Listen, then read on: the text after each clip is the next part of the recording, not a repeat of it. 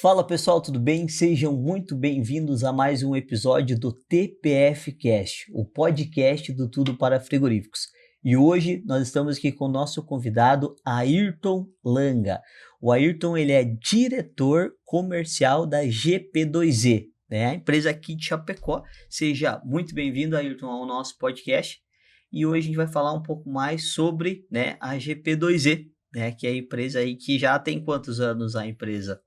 A história é um pouco É um pouco longa, conturbada, né? mas primeiramente obrigado pelo espaço para a gente poder trazer aí um pouco do dia a dia da indústria. A gente tem uma lida um pouco inconvencional para o que você vai ver de empresas de soluções para a indústria, mas a empresa ela nasce de uma circunstância. Em 2010, 11 eu comecei, eu era especializado, ainda sou, mas eu Sim, trabalhava muito focado em caldeiraria, então eu fazia muita automação de de caldeiras, caldeira. e eu era um dos poucos programadores que existiam na época de Yokogawa, de um PLC que é muito usado em caldeiraria, e quando eu saí da empresa que eu trabalhava, que era focada em Yokogawa, ficou uma base legada de caldeiras, usando o Yokogawa, muito grande, e eu comecei a suportar essa base, e foi meio que uma obrigação, ou tu quer receber, então abre um CNPJ. Então, Não tenho pra na, onde escapar. na primeira venda para uma empresa grande, uma multinacional, que eu fui dar suporte numa caldeira com base em Yokogawa, eles falaram, se tu quer receber, vai ter que abrir um CNPJ. Então, em 2013, foi aberto o CNPJ da Prime Soluções Industriais, que é a Prime Engenharia. Mas isso caminhou em paralelo com a minha carreira que eu fiz dentro da Johnson Controls. Então, Refrigeração. era um braço paralelo, não era onde que estava o ponto focal da energia, né? E isso foi caminhando em paralelo, até por uma questão de ética, de compliance. Eu não atuava no mercado frigorífico com essa empresa paralela, não era o foco. E fiz uma carreira muito extensa dentro da Johnson e na altura de 2019, ali na pandemia, eu saí dessa multinacional e na época até eu tinha a opção de ir para fora do país. Eu já tinha morado fora, já tinha ficado um período no Chile e tinha oportunidade em alguns países. Eu fui visitar todos eles para ver e fiquei muito Conhecer. tentado a ficar no Catar, que era uma opção muito Ou rentável. é outro mundo, né? Porém, o que eu analisei na época? Se eu quero empreender, esse é o momento. Se eu não fizesse naquele momento, eu ia deixar minha carteira comercial esfriar. E tentar e depois voltar, talvez eu não conseguiria. Então, eu abri mão das propostas que eu tinha e não, vou pegar a Prime Soluções e vou fazer dela o ganha-pão. Se não Fox der full certo, time. aí depois eu vou para fora do país de novo. E graças a Deus foi uma ascensão meteórica aí, Coisa meteórica ao boa. contrário, né? É, Meteórica para cima. pra cima. Mas foi uma ascensão muito bacana, muito rápida e é resultado da expertise. Porque eu falo isso para os meus sócios e para muitas pessoas que ao longo da minha carreira, todo mundo que em algum momento me cativou, que soube reter a minha atenção, que eu vi que tinha potencial, eu vi um perfil profissional ímpar, eu trouxe. Eu fui atrás dessas pessoas que no longo da carreira As eu fui peças, lá né? e fui buscando. Então, a pessoa que mais se destacou para mim em automação, o Fábio Girardi, que é meu sócio, eu fui lá, eu quero você na operação, vem. Bora junto. Foi lá com o Rômulo, venha para a operação. Fabrício, venha para a operação. Mas foram passos. Então, primeiro, a gente queria erguer essa estrutura da empresa. O caminho mais fácil para tu erguer uma estrutura da empresa é algo que não tenha custo. Então, obviamente, a gente optou pela automação no primeiro É que daí passo. é serviço, né? Serviço, sem custo. Então, a gente estruturou a operação somente com a automação até ter corpo, ter Para volume, ter fluxo. caixa. E a partir desse momento, a gente até optou porque não ia ter as outras disciplinas. Pelo risco, o passivo que tu tem, vamos lá para painel, vamos para infraestrutura, você tem que Tem info, tem ter tudo, tem. Ah, e tem um estoque gigantesco, equipe funcionário, gigantesca e vai indo. equipe. Mas a gente tem uma particularidade. Eu nunca perdi um cliente. Meu primeiro cliente é meu cliente até hoje. E o que a gente sempre fala aqui para você, exemplo, no segmento de frigorífico, para tu entrar, É porque quem atendia fez alguma coisa errada, senão tu não entra. É difícil tu entrar. Bom, tu tá muito mais tempo que eu em frigorífico, né? Então isso é o cara não perder É um cliente mercado que ele busca solidez, ele busca segurança, e porque resolver qualquer um problema, intervenção né? você não vai ter produção de manhã e principalmente Parou o a cadeia do abate. frango é a mais sensível de todas. Todas têm sensibilidade, mas a do Ela vai frango, muito mais as sensível, margens né? são muito baixas na operação do frango, e se você parar uma hora, tu perde o dia, tu perde o dia de Exatamente. Não, produção. oxe, tá louco. Então, Loucura. eles querem solidez. E justamente por causa desse perfil de como a gente entregava, ter essa disponibilidade, porque desde do início da operação da empresa a gente conta com um plantão 24 horas, suportar mesmo, garantir para o cliente Suporte realmente seguro. esse compromisso com a base legada. Não é só vender, é garantir que o que eu vendi vai perdurar, vai ser sólido, vai ser saudável. Então a gente sempre estruturou dessa forma, e aí veio uma demanda do próprio mercado. O mercado, Ayrton, os processos que a Prime faz são ímpar. Eles funcionam bem, eles têm solidez, vocês nos respaldam bem. Eu quero que seja inteiro. Eu não quero só automação. Eu quero painel. Painel, que é tudo. A solução Eu pronta. quero a instalação de vocês também. O suporte, o pós-venda. Então, nesse momento, a gente decidiu abrir essa divisão, esse braço na empresa. Mas aí vem uma questão. Criar uma estrutura para tu atender num volume que a gente já tinha, num mérito de mercado, numa questão de abertura de mercado, seria muito perigoso, até dá para se dizer, porque já estávamos em projetos de alto risco, projetos grandes, e entrar com uma estrutura nova, prematura, ainda sendo concebida de elétrica, seria perigoso. Então, na época, optamos por adquirir uma empresa com uma estrutura de elétrica pronta. Já pronto, daí Então, já rodando. foi feito um movimento no mercado, vendo opções de compra, opções de outras empresas de elétrica. No fim, acabamos não fazendo a compra, mas a gente absorveu uma estrutura de elétrica pronta, que aí vem Fabrício, Cleonir, e vieram outros sócios e virou duas empresas. Então, eu tenho a Prime Engenharia era software, a Prime Electric era instalações elétricas, painéis elétricos, para poder entregar o turnkey. E isso foi evoluindo, foi ganhando corpo, foi aumentando estrutura, foi aumentando equipe, e a gente foi, em diversos momentos, ficou em xeque. Em xeque quando? Quando a gente ficou muito caro e para competir com projetos pequenos e muito pequeno para brigar por projetos Dos médios. grandes. Tava no meio Aí termo ali. o que tu faz? Tu acelera ou retém? Acelera. Aceleramos para o médio Pra trás, nem porte. pra pegar impulso. Então, e a gente foi passando por todos esses steps até chegar o momento, em 2022, que a gente já estava lidando com projetos acima de 1,5 milhão, 2 milhões cada projeto, e aí a gente tomou uma decisão, a gente vai para projetos grandes. Daí são projetos de 5 a 20, são projetos muito maiores. Meter a cara mesmo. E eu mesmo fui quem falei com a minha equipe, eu disse, para esse nível a gente precisa de uma gestão muito mais afinada e vamos ter que profissionalizar ainda mais a nossa equipe. E aí a gente vai atrás disso e traz mais pessoas de reforço. Aí traz Clayton, que é o nosso gerente de operações, que ele tem uma bagagem aí teve abaixo da gestão dele mais de 150 pessoas em alguns momentos. Então, sabe o que faz. Foi estruturando isso e a empresa ganhou corpo. Hoje ela está lidando com obras turnkey, né? A gente acabou de entregar em Goiás uma indústria de óleo inteira. A obra é inteira nossa. Total. A gente pegou da entrada de energia até a automação. O projeto é inteiro nosso.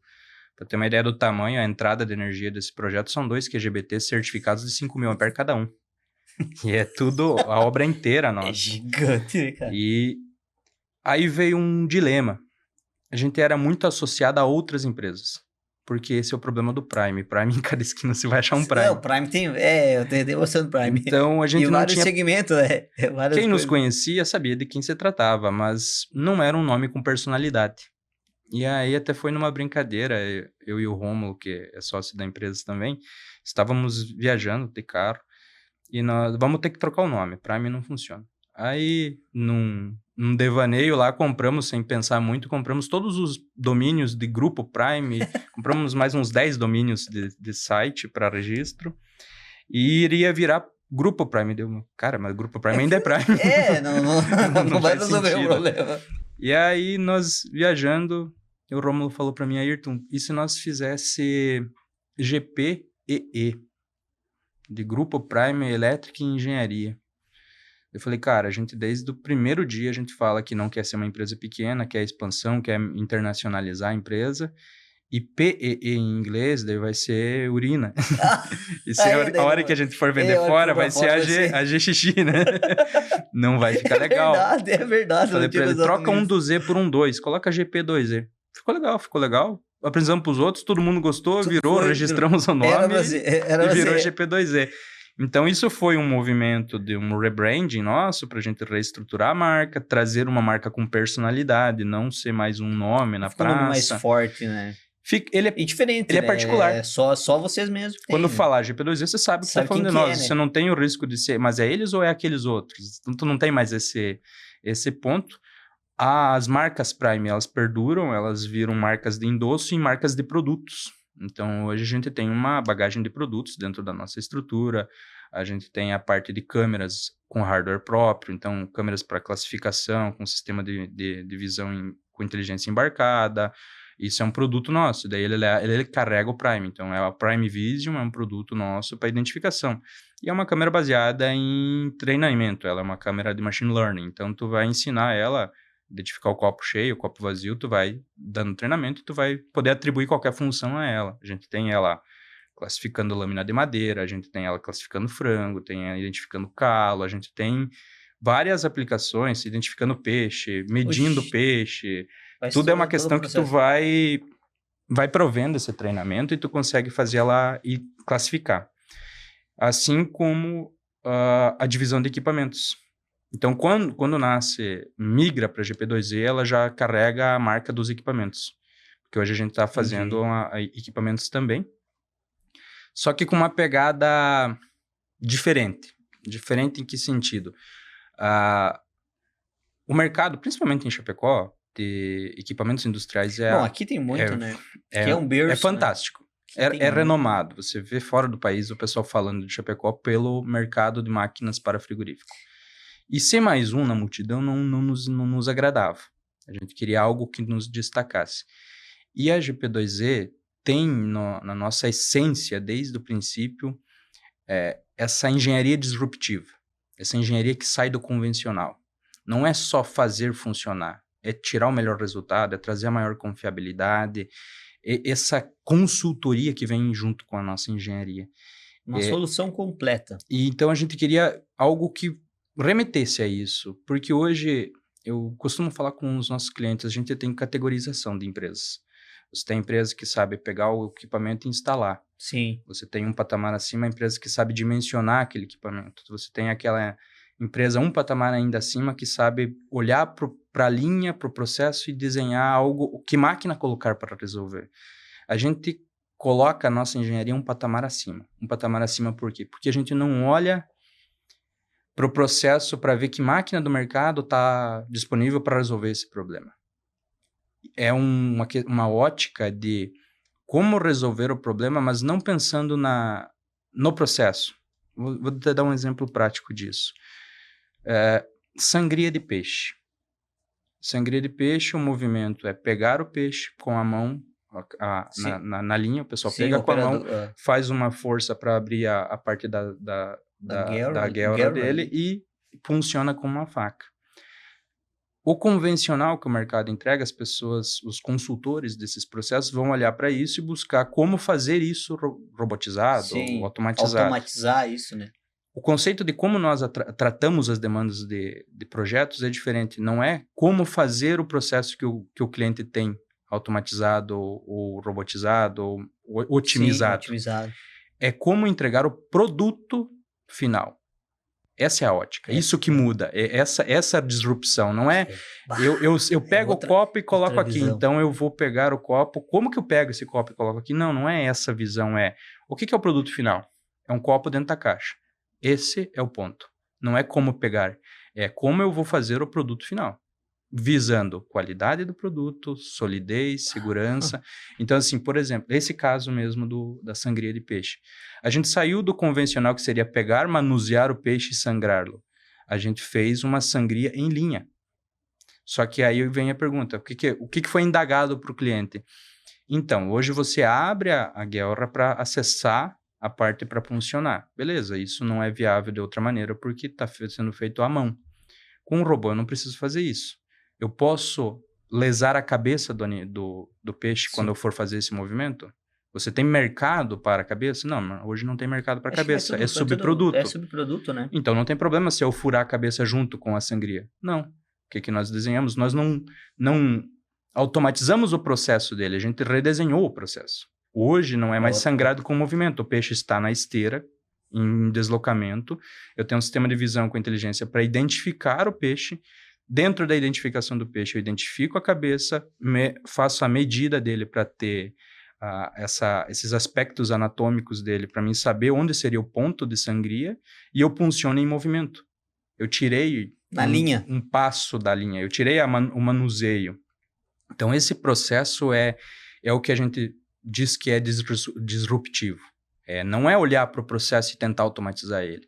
É olhar para o produto final e pensar em maneiras de refazer esse processo, não só se atenda ao que o mercado entrega, e sim outras maneiras. É ter disrupção mesmo. Pensar fora da caixa, né? Então, é por isso que a gente se coloca um patamar acima nessa engenharia consultiva de processo. E a divisão de máquinas vem nessa ideia. A gente não quer brigar por metro de esteira numa concorrência. Isso hoje é impraticável no mercado.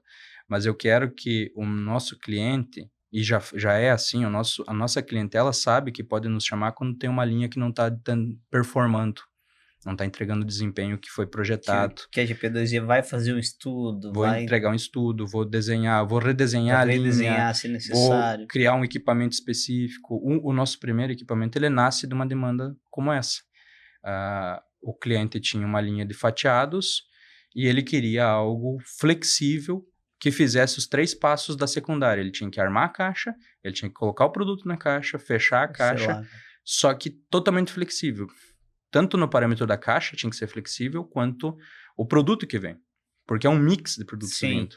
Então, a gente carregou desenvolveu a máquina, projetou ela para fazer todos esses passos, mas olhando para essa questão de ter uma engenharia disruptiva. Então, lá tem um sistema de visão inteligente, baseado em machine learning. Então, você treina o rótulo, e não é só... Com inteligência artificial, tudo. Sim, tudo com inteligência artificial. Né? Obviamente, hoje tudo usa, né? Pensa num pick and place convencional, você tem a identificação de um objeto, aí tu está setado com uma receita e tu vai pegar ele porque identificou um objeto na esteira. O nosso learning para captura de objetos, ele não é só identificar o objeto. Eu identifico o que é. Então não é só ver, é ver. Vou te dar um exemplo prático. Se você fizer só o convencional, num pick and place de coxa e sobrecoxa, se você pegar pela ponta do joelho, ele vai flambar, vai abrir vácuo e vai cair. Então eu tenho um ponto específico para coleta. Eu tenho que pegar na parte que tem mais massa, que é a parte da sobrecoxa. Então não é só pegar o que está passando na esteira, é o que é, e qual a melhor maneira de pegar, e como acomodar, aonde pegar, que lugar pegar, como acomodar da maneira mais adequada para caber mais na caixa. Porque a grande hoje não assim, pode machucar, não pode. Tudo hoje é custo. Então a caixa ela é projetada para caber certinho aquela quantidade, porque dela ocupa menos espaço no pallet, ou mais caixas no pallet, no caminhão e por aí vai. É tudo exato, tudo tem um porquê ali dentro. 90% das caixas que você for ver no mercado, elas, se tu não acomodar da maneira correta, não fecha a caixa. Então, não é só pegar e colocar na caixa, é como pegar, como colocar na caixa. E isso... com uma inteligência embarcada, com uma capacidade de olhar e ver que produto que é, como pegar, mas também que produto é. Se eu estou setado agora para trabalhar com salame italiano e veio no meio um salame milano, que o rótulo é idêntico, só muda o texto. Se tu não tem uma inteligência, vai pegar e vai embalar. Vai passar. Mas quando chegar lá no mercado que o cara abrir a caixa e ver que tem um produto diferente. Então, assim, é realmente... aplicar a inteligência artificial que hoje nós temos disponível, que está mudando drasticamente como olhar para os processos, e aplicar num equipamento. Então, esse é o conceito da divisão de equipamentos da GP2Z. É criar máquinas que tenham essa inteligência embarcada. E a gente cria efetivamente as máquinas. Tu me traz um processo falho, um processo com dificuldade, uma demanda, eu tenho uma mesa de corte, eu preciso tirar essas pessoas, a gente está com um desafio gigante agora que é filetagem. Nós estávamos falando Fazer antes filé disso, de tilápia com sobre robô, isso, vou te porque dizer, estamos apanhando. não só no peixe, né, mas se tu for pegar hoje no mercado, só pega fora, só pega fora do país que que dê rendimento para aves, né, porque eu já vi várias empresas que têm esse equipamento, só que ele não dá o rendimento que é necessário, Sim. tanto o rendimento de deixar muita carne no osso, né? Muita carne no osso, e também a questão de rendimento, né? Você tem que fazer tantas toneladas a dia, tantas toneladas a hora, ela não tem esse rendimento. Hoje eu vou te dizer assim, o desafio é exatamente esse, porque quem compra máquina importada, ele optou baixar o rendimento para aumentar a rentabilidade a tempo de disponibilidade. Então, eu perco em produtividade, porque eu tiro menos carne. Mas Mais eu posso ganho, né? operar full time, eu não tenho risco de que o cara não veio trabalhar, eu não tenho esses outros passivos. E Tudo na mão, né? a diretoria opta por isso. Vamos abrir mão dessa rentabilidade pela confiabilidade. E o desafio nesse momento é exatamente esse. Porque processos, corte automático, todos esses processos hoje já tem quase todos. Sim. São poucos que não existem ainda. Mas trazendo o mesmo resultado de um corte humano, tem pouco, tá bem difícil. E esse é o desafio do momento, é trazer a modularidade para o negócio, para a máquina, para o equipamento, para o processo, que o humano consegue trazer. Agora a gente estava, semana retrasada, a gente estava na Hannover, lá na Alemanha, e estava sendo apresentado um conceito que vai ao contrário da nossa indústria. Nossa indústria é padronização máxima até chegar no auge de produtividade. Sim. É uma linha de raciocínio. Eles estavam apresentando o conceito de uma indústria flexível, não mais padronizada. Tanto que o case que eles estavam demonstrando era você fazia uma medida dos teus pés. Então, você ia em cima de uma plataforma que ela media os pontos de pressão que a plataforma do teu pé fazia para projetar uma sola específica para o teu pé e já mandar imprimir ela em 3D e sair. Que na ponta da linha não é uma linha de tênis. Sim. É uma linha de tênis que entregou o tênis do Ayrton, entregou o tênis do Matheus, entregou o tênis de Joãozinho, totalmente customizado. E essa é a linha de raciocínio para você trabalhar com o mercado da proteína animal. Para nós poder entregar esses desempenhos de tu não deixar nenhuma cartilagem no osso, de tu não deixar nada, tu vai ter que ir para um conceito de controle flexível. Tu não pode mais ter...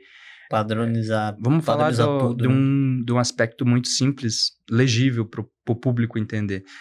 A filetagem de tilápia, como ela é feita? Hoje, tu imagine que o peixe chega numa esteira guiada, que ele vem de pé. E eu tenho 2 discos de corte que cortam para tirar as 2 laterais do peixe. Só fica só o espinhaço.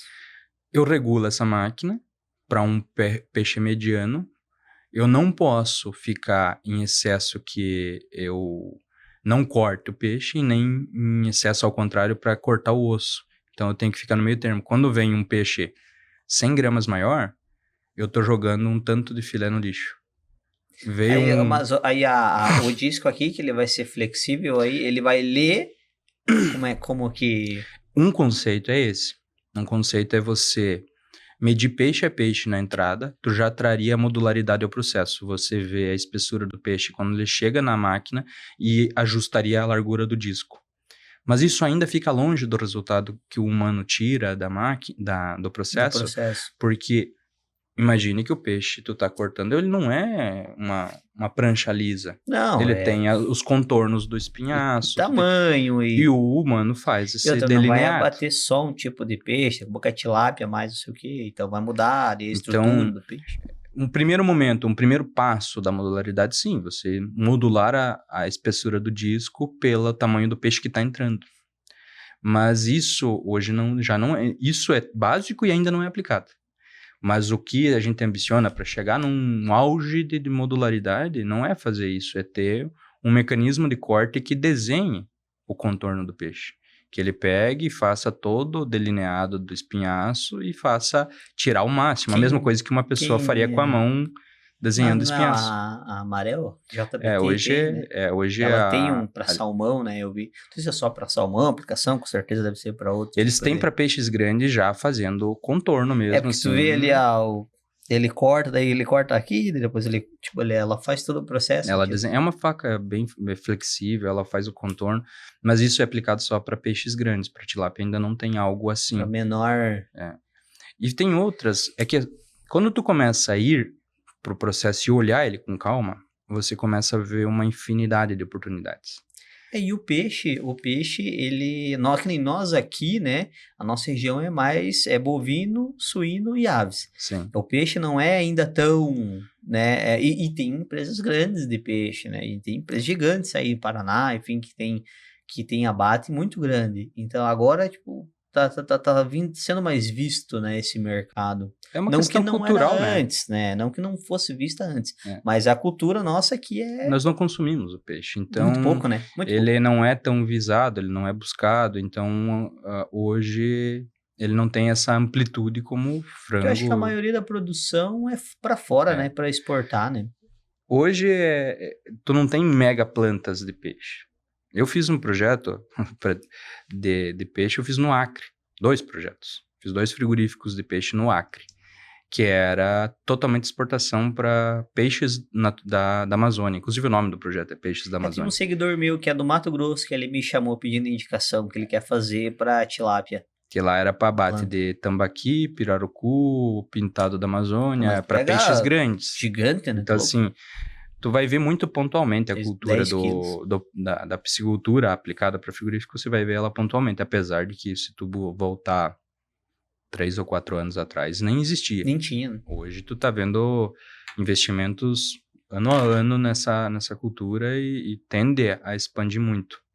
Porque se tu vai para outros mercados, principalmente o mercado oriental, consome muito. É uma proteína de base, não é uma como nós, que é uma proteína sazonal. Eles é proteína de base, né? Então é um mercado contínuo, né? Muito, né? É um mercado contínuo. Mas usei o peixe como exemplo porque ele é mais legível. Mas a gente traz isso para todos os mercados, porque hoje a gente atua no suíno, no bovino, no aves. A gente tem uma abrangência muito grande na carteira. Antes tu comentou essa parte da engenharia, né? Tudo nasce na engenharia, né? Depois para fazer, aí sim, mas tu tendo uma engenharia sólida, com experiência forte, tu consegue fazer muita coisa, né? Um equipamento que eu acho que a empresa que ela botar a rodar e realmente dá certo é a parte da pendura primária do frango. Sim. Caraca. Só que assim, isso é uma coisa... Existe uma infinidade de empresas tentando desenvolver. Muito complexo, muito complexo. Só que o cara que validar isso dentro de um frigorífico, cara... A gente participou de um projeto de uma rependura, que daí é na secundária. Que é para tirar do chiller e colocar a rependura até assim, ela não é tão simples, mas ela já é mais porque o bicho tá... Ela é complexa, mas o animal tá estável. Tá estável, né? E isso agora a gente já conseguiu fazer. Então, com o nosso sistema de visão, a gente já conseguiu identificar uma matriz de posicionamento para conseguir dar coordenadas do joelho, para poder fazer a captura. Para fazer a captura e entregar. O frango vivo é justamente por ele estar vivo que é a complexidade. A gente tem um conceito de um projeto, só que ele depende de algumas outras variáveis que envolvem até política, porque é portaria, Ministério da Agricultura. Sim, tem toda uma pegada. Modificações de como fazer. Como fazer o processo. Ali, né, mas a gente também tá com isso aí. Não, é um dos projetos da gaveta. Todo mundo aí é a mina de diamante. Todo mundo ambiciona esse processo. É o único processo que não... Eu acho que é o único que não... Que assim, não tem ninguém que tenha um equipamento para isso, né? Porque, tipo assim, é muita... Cara, muito detalhe. Porque, cara, peso do frango, quantos frangos tem na caixa, como que ele pega e vai virar certinho ali, botar, pra não machucar. O problema é os critérios, tá? Porque tu pega os critérios brasileiros, né? Fora aí que tu falou de... Os critérios brasileiros são os mais rígidos que tem no mercado, tá? A gente atua fora do país, já fez plantas fora, E o critério sanitário, de segurança, de E, ó, tudo, e, o mais importante, bem-estar animal, o nosso é muito acima do que o mercado pede fora. fora, né? Então, assim, aí que vem a questão. Fora, o pessoal já está fazendo até a captura do frango vivo no aviário. Mas o critério Com deles de máquina, né? quebra, de lesão, de hematoma é baixíssimo perto do que a gente exige no mercado nacional. Eu faço parte de alguns comitês de inovação, principalmente de algumas cooperativas, e teve 3 que já me pediram para desenvolver a captura do frango vivo no aviário, robotizar ela. Já Eu, já tem inclusive, brinco com empresa que eles já estão fazendo, né? toda vez que o pessoal fala disso, eu brinco com eles. Depende, se eu puder te entregar ele abatido e sangrado, tá pronto já. Como que tu quer que ele chegue no frigorífico? O problema não é pegar, o problema é pegar cumprindo os quesitos que a nossa legislação sanitária e de Determina. bem-estar animal determina. O Porque o índice de frango, que hematomas, assim, tudo querendo ou isso. não, Isso é a complexidade. o frango ali do que é abatido ali do aviário, da granja ali, ele é muito sensível, né? Tá ali, só come e dorme. É o Não, que ele faz. Aí ele não. Daqui a pouco tu vai botar numa esteira pra subir, ele vai se machucar, vai bater, Não, você já tem alto índice de hematoma e de lesão com a pegando captura na mão manual. aqui, só Só de largando pegar você ali, lesiona já ele, lesiona ele, né? porque o processo dele de ganho de peso e evolução do animal é muito abrupto, é muito rápido e ele, bom, tanto que é de conhecimento público que a partir de uma faixa de vida que ele já está alojado no aviário, você já começa a ter mortalidade de infarto no frango, No frango. porque ele tem E é essa rápido, fragilidade, né? né? Ele não cria muita resistência de nada, né? Porque tem frango, vai pegar griller, vai pegar assim, 30 dias, 40 dias, então não dá tempo de... Quando ele piscou, faca. Esse é outro mercado que tem muita coisa para evoluir ainda. A parte do alojamento, né? É A uma... É, cadeia de base tem muito a evoluir também ainda. Ela está tem muita muito coisa. matricial ainda, né? É que agora a era da tecnologia do aviário que era agora automatizar o processo do aviário, né? A alimentação, limpeza, né? A parte de higienização e tudo mais, né? Que antes era tudo manual, Sim, né? já Agora evoluiu muito, já mas tem evoluiu muito a se muito, fazer. né? Mas tem muito a se Principalmente, automatizar ainda. principalmente na informatização. Porque, vamos dar um exemplo aqui. O frango até é um pouco mais fácil porque ele tem a fragilidade dele facilita a vida. Por quê? Porque o fato dele ser mais frágil, ele tem indicadores de problemática muito mais visíveis. Então, se você tem uma patologia no teu Sim, alojamento, qualquer qualquer coisa, você coisa ele já consegue consegue ver. visualizar ela e intervém. Mas o peru, tu não tem visualização.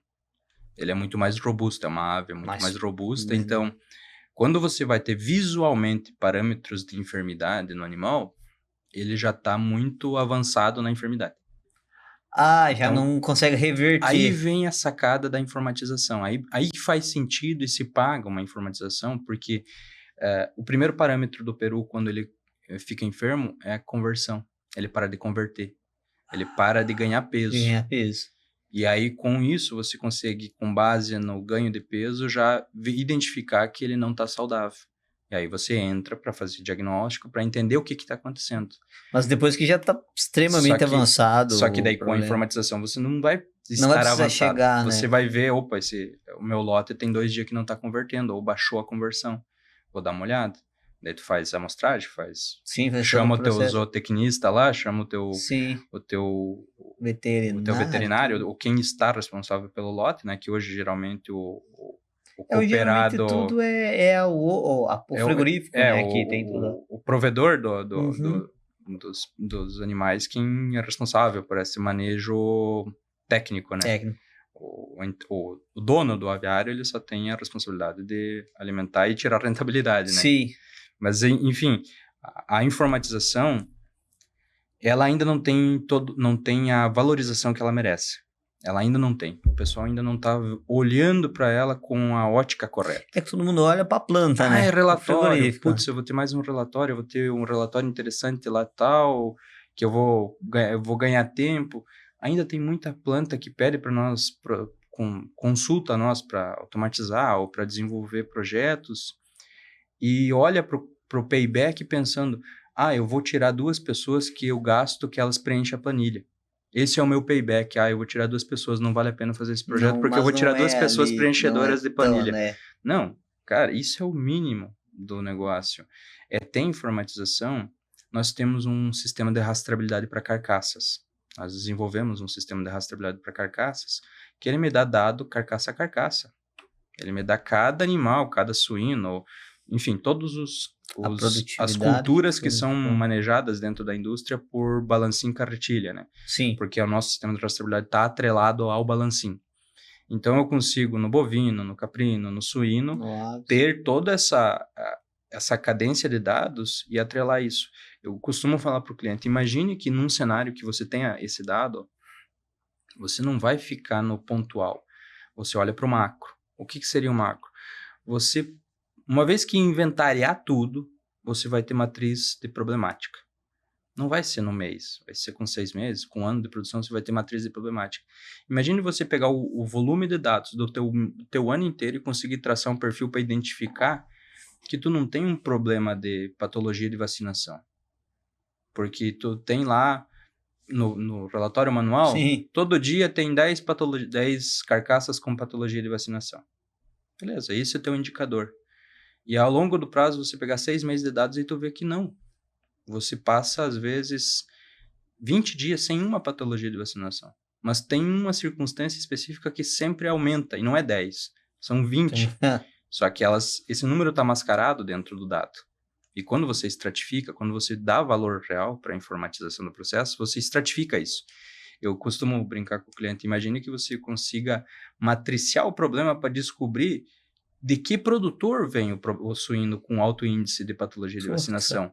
Onde você está perdendo carcaça ou está perdendo parcial carcaça, quanto que custa isso, e você descobrir que você tem que fazer um treinamento de R$2.000 com o teu integrado lá que não sabe fazer vacinação do animal. Imagine isso é o valor da informatização do processo. E é lá isso, na ponta. É matriciar e poder voltar para trás e achar um problema. Ou a longo prazo, ter dado sólido, dado conciso para tomar decisão. Não vale a pena eu integrar acima de 300 km. Porque o índice de quebra da indústria não é 10% de quebra, não é 7% de quebra. Meu índice geral é de 2%. Um índice bom, mas aqueles lotes que vêm a mais de 300 km vêm com índice de 20% de fratura. E eles mudam o panorama da fábrica. É ter dado para você olhar e tomar decisões gerenciais. Gerenciais a ponto de bonificar uma cadeia produtiva funcional, que tem, no frango, não tem calo porque o cara faz um bom manejo de cama de aviário, e esse cara ser bonificado porque a bonificação funciona melhor que o chicote, né? Quando tu vê o outro cooperado ganhando mais porque ele manejou bem a cama de aviário, o outro também vai fazer. Não vai fazer? Então, é diferente de tu só chicotear e tirar e descontar porque veio com alto índice de calo. Então, é você ver esses parâmetros e poder perdurar os comportamentos adequados e cortar os inadequados. É olhar para o todo, olhar para o macro. E uma vez que tu começar a matriciar toda essa cadeia de dados e tu leva ela para frente, aí tu sai do parque fabril, tu volta na cadeia de integração e segue na cadeia comercial, você poder entender mercados que tu precisa tomar ação, direcionamento de produção por mercado. Então, esse lote veio com uma tipificação de carcaça com alto índice de gordura, você direcionar ele para o lado certo, vou usar ele para fazer a parte de industrialização, não, esse aqui vale a pena eu direcionar para corte. Entende? Não é olhar para o dado só no pessoas que preenchem planilha, é o que tu faz com o dado. É o todo. É o todo. Já tem uma evolução muito legal no mercado que o pessoal já está olhando para o dado num sentido de dashboard, OE, num aspecto de entender o comportamento das máquinas. Entender quando ela rentabiliza, quando ela baixa o rendimento, quando você poder cruzar o turno 1 com o turno 2 e saber que o turno 2 não tem rentabilidade, que tem alguma coisa que acontece no turno 2. Você, às vezes, consegue chegar até num parâmetro da máquina. Vou te dar um exemplo de processos que dependem de atmosfera também, tipo sala de máquina. Você Sim. baixa a rentabilidade, você vai ver, mas é uma questão climática. É cruzar os dados para chegar no ponto causal e não começar a intervir. Não, tu vai remediar no lugar exato, né? Tu vai resolver o problema exato. Não, vamos resolver, eu acho que é aqui. Eu acho que não é, né? Então tem essa pegada, porque assim, hoje cara, o que eu penso é que o que tem de mais valioso é a informação. Sim. Informação, tanto, né, tudo tu tem informação certa, você é diferenciado, não, né, não tem escapar. Eu vou te dar um exemplo prático disso. A GP2 ela é dividida em braços de especialidades, né? Tem um braço de madeireira, tem um braço de indústrias de ração, Outros fábrica de segmentos, óleo, né? são braços de especialidade e tem um gestor para cada braço. Eu sou dono do braço de utilidades, porque eu trabalhei muito tempo com Você tem uma caldeira, baita de uma experiência, depois eu né? vim para a parte de refrigeração, que é o meu carro-chefe. Então, nesse braço da empresa, eu tenho voz ativa técnica e comercial. Nos outros braços, eu tenho voz ativa comercial.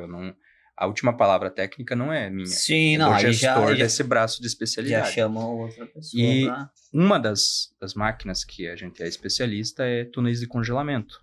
Sala de máquina e túneis de congelamento. Tanto que a gente tem um contrato com a Johnson Controls. A gente fechou esse contrato agora recentemente nos Estados Unidos. E a gente é o que eles denominam Freak Factor.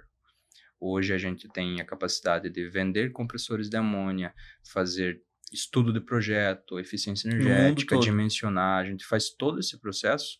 E falando de informatização e tirar resultado, um case muito legal foi em túnel de congelamento. Nós desenvolvemos um sistema de relatório que é um dedo duro, ele aponta tudo. Tudo. Tanto que hoje o operador tem que bipar o crachá.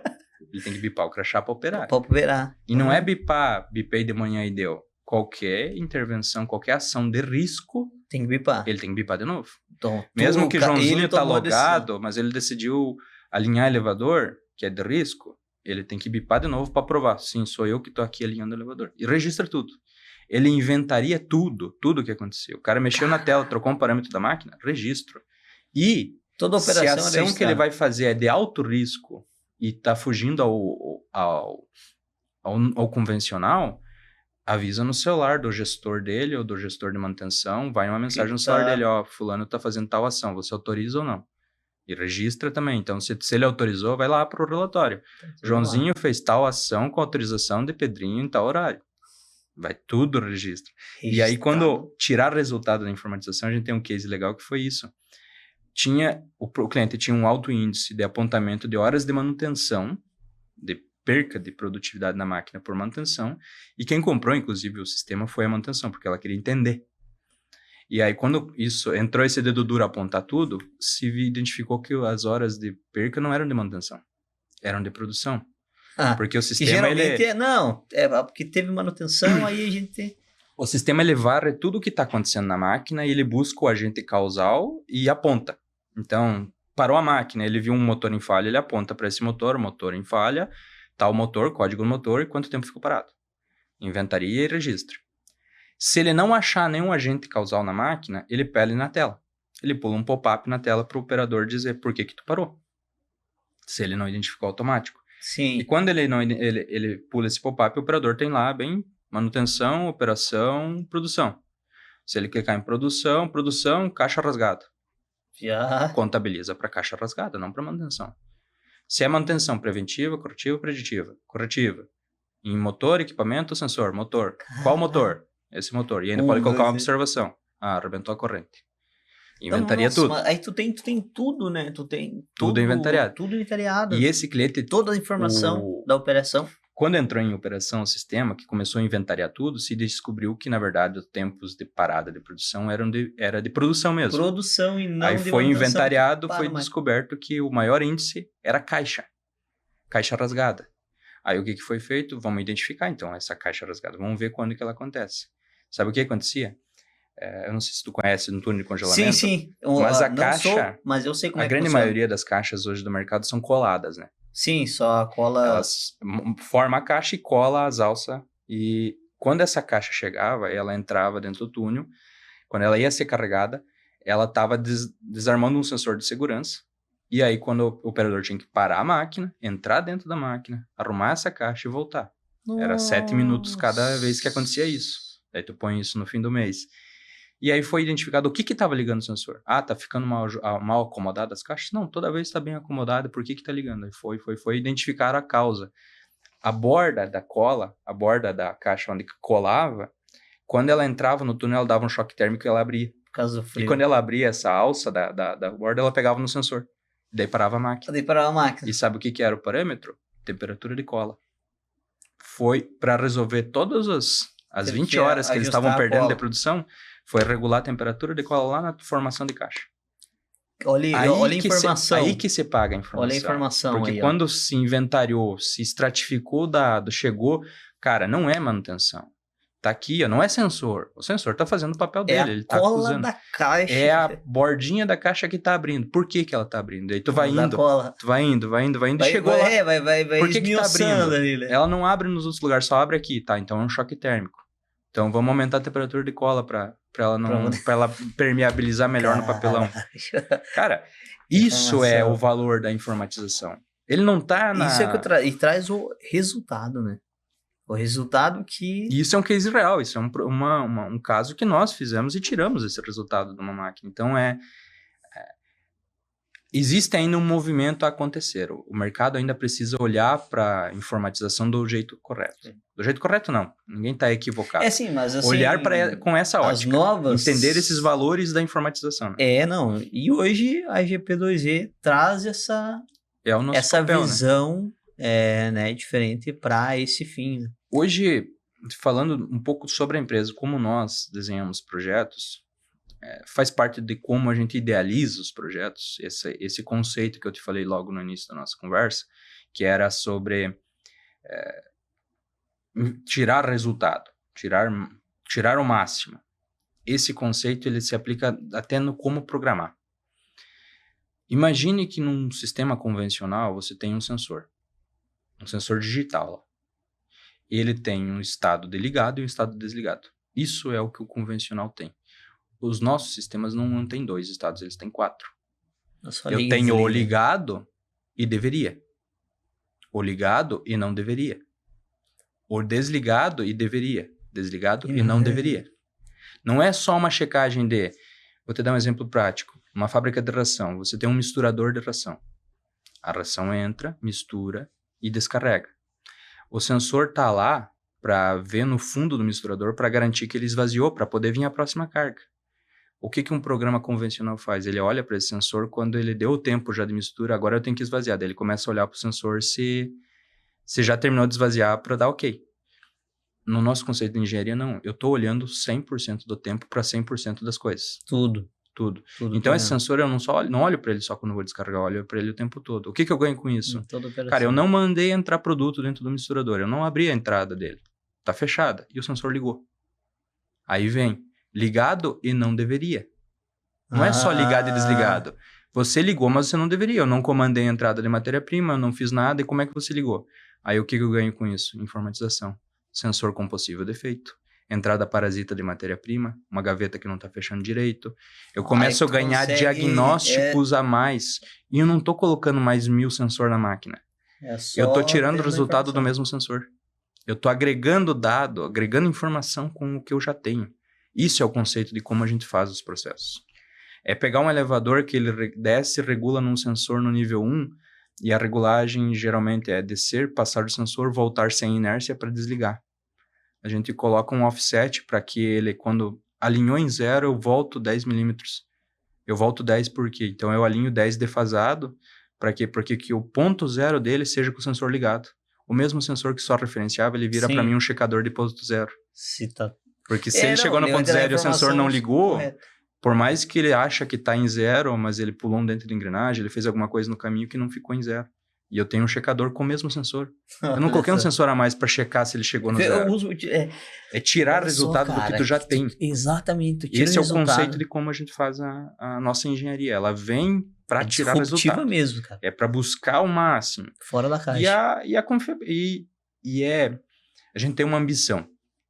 Nasceu há muito tempo atrás, com a nossa engenharia de automação, é fazer uma engenharia que não precise de um carro de automação. Criar uma engenharia que não precise de um carro de automação. Que a gente possa mandar o nosso especialista de processo startar sem um cara de automação. Então, isso a gente trouxe flexibilidade para os conceitos. Hoje, para ter uma ideia, uma automação minha, você troca um sinal de entrada, um sinal de liga, de desliga de um motor na tela. Você não precisa de um cara de automação.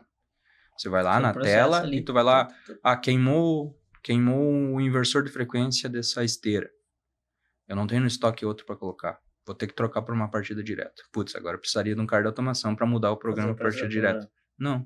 Na nossa engenharia você vai lá, com o devido nível do usuário, obviamente, você vai acessar a tela de configuração daquele motor e, eu quero trocar. Agora ele vai virar uma partida direta. Ele já aparece na tela. Então, me aponte qual é a entrada digital que liga, qual que é a que dá retorno de ligado e configure. Pronto, ele já converte, ele troca a lógica. Questão de tempo também, de agilidade, né? Então, hoje a gente trouxe flexibilidade para o processo para converter essa flexibilidade em confiabilidade. Realmente pensar fora da caixa, né? Assim, vocês... Então, realmente é uma engenharia disruptiva, né? Sim. É algo que não entrega só a solução, entrega a solução, mais um a mais também para, como tu falou, muda o processo, redefine os parâmetros e qual que é o que tu quer que faça. Não, eu quero que esse copo seja cheio de água dentro da caixa. Não, então beleza, gente. Se for necessário, a gente muda tudo, entrega o que tu precisa. É o produto final. É o produto final. Não o processo. A gente não entrega processo, a gente entrega o produto. Produto final. Esse é que é o que interessa. Que é o que interessa tanto também para o frigorífico, para qualquer tipo de linha, é o produto final, né? Mas assim, Ayrton, cara, muito obrigado mais uma vez por ter vindo participar do nosso podcast. A ideia do TPF Cast é realmente isso. Passar o conhecimento que muitos seguidores não têm e vão aderir com o assistindo aos nossos episódios. Tanto para mim também, eu não tenho tantos anos de experiência, né? Mas já estou um bom tempo também no segmento e aprendo cada dia mais. E com o podcast, meu Deus, o meu nível de entendimento e sobre todos os setores ali, né? Então a gente vai aprendendo um pouco de tudo, que é um setor que eu, cara, sou apaixonado, eu acho muito interessante essa parte, esse setor, né, que não é só a proteína, tem tudo um universo dentro ali de uma planta, né, desde lá da granja até o produto final. Então, muito obrigado por estar participando com a gente e ter tirado um tempo aí no feriado para vir, para a gente conversar. Cara, para comercial não tem feriado. Quem é do comercial não tem feriado. Eu sou do comercial também, então não tem dia, não tem hora. Então, cara, muito obrigado. Tenho certeza que não vai ser a primeira vez que a gente vai estar conversando aqui.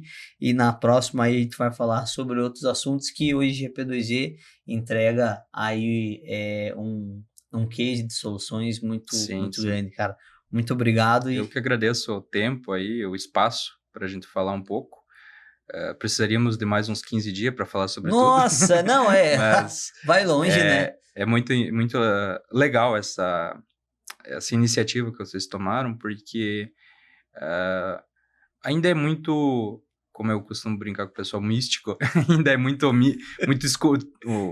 Não é uma informação clara, não é uma coisa que o pessoal tem um domínio público de informação. Hoje somos carentes dessa informação de maneira mais fácil, mais pública, mais legível. E é legal fazer técnico, isso, né? Tudo é muito sair técnico. Dessa esfera complexa e o bicho de sete cabeças. E trazer para um panorama mais legível, mais público, mais fácil. Eu também tenho essa missão, que é pegar o que... Eu tenho uma engenharia de dinossauros lá, porque é tudo uns Não, dinossauros os de cara, mercado. tipo assim, os caras são Eu tenho que... experiência... A minha missão é pegar o que eles vêm com um negócio em aramaico lá, que pouca gente entende, e eu tenho que pegar isso, mastigar, isso mesmo. depurar e entregar legível para o cliente. Não, falando na E isso parte é legal que tu tá comercial. fazendo, tu tá trazendo essa dinâmica e essa conversão da informação no sentido exatamente. de deixar mais legível. Isso, né? E para mais pessoas ter o conhecimento de frigorífico, né? Porque todo mundo hoje não, frigorífico, beleza, vai lá, mata o boi, mata a coisa e bota na caixa e manda embora. Mas não é só isso, né? Tem uma tecnologia fantástica por trás disso, tem um processo, tudo é pensado.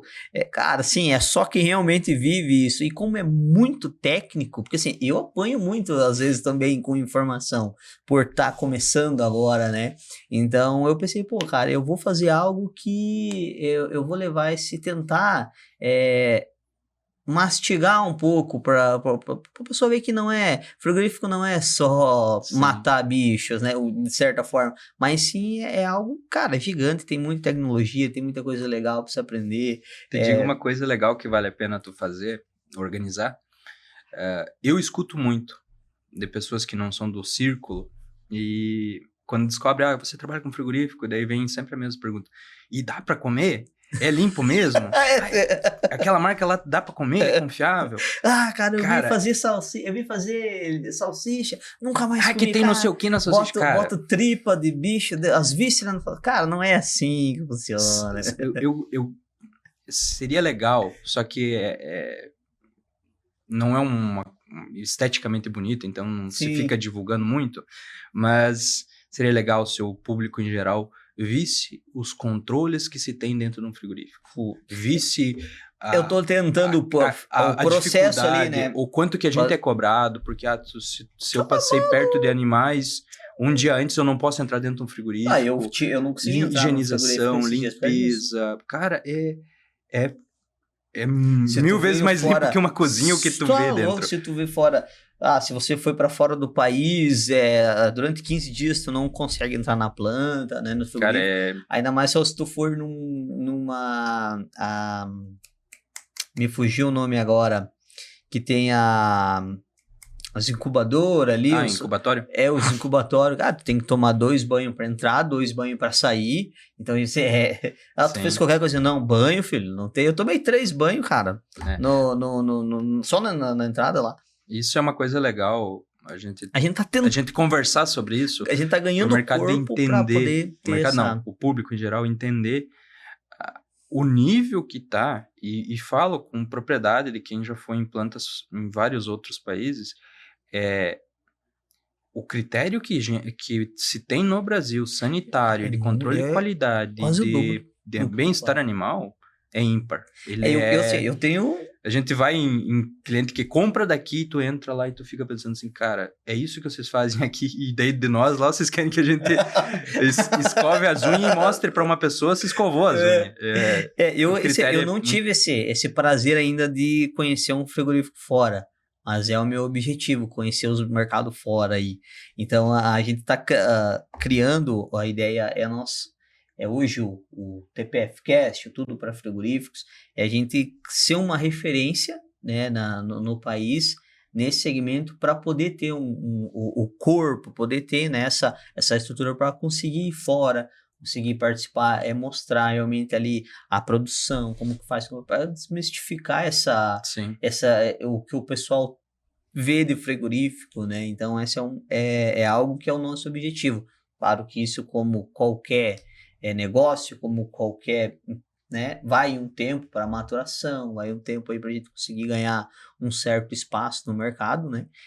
Mas a gente está nessa peleia, né? E não vamos desistir. E conte conosco para isso. Agora vamos ajudar vocês a o que precisar da gente isso. É comercial, não tem dia, não tem horário, é essa pegada. Vamos ajudar Mas vocês, Arthur, cara, mais uma vez eu te agradeço por ter disponibilizado esse tempo de vir conversar conosco, passar essa baita experiência que tu tem. Como tu falou, se a gente fosse ficar aqui, a gente fica 15 dias falando e não repete o assunto, porque muita coisa, é muita demanda. Mas então, muito obrigado por estar participando com a gente e até a próxima. Eu que agradeço.